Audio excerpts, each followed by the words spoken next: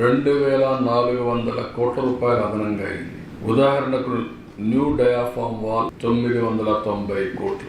ఆ రోజు 440 కోట్లతో పూర్తి చేశాం. మోర్ దెన్ డబల్ అయింది. ఇంకో పక్క వైబ్రో కాంపాక్షన్ నేను పెట్టిన ఇసుక మీరు చూశారు, చూపించాను. 836 కోట్లు అయింది. శాండ్ ఫిల్లింగ్ 363 కోట్లు. అదే మరి డీ వాటరింగ్, ఆ వాటర్ వస్తా ఉంటే ఆ వాటర్ అంతా ఇచ్చేయాలి కాబట్టి ఒక 50-60 పంపులు పెట్టి వాటర్ డీ వాటరింగ్ చేస్తున్నారు. 211 కోట్లు అయింది. మొత్తం కలిస్తే 2400 కోట్ల రూపాయలు ఖర్చు అయింది.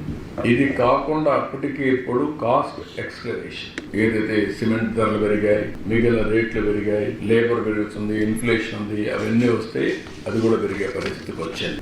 ఇంకొక పక్క గవర్నమెంట్ ఆఫ్ ఇండియా ఇచ్చినటువంటి 8242 కోట్లు ఇస్తే 2334 కోట్ల రూపాయలు డైవర్ట్ చేశారు. ఒక 2000 కోట్ల రూపాయలు పెండింగ్ బిల్స్, దీంతో పనిచేయడం కూడా ఆపేశారు. ఎటు పనిచేయడానికి కూడా వీలు కాదు.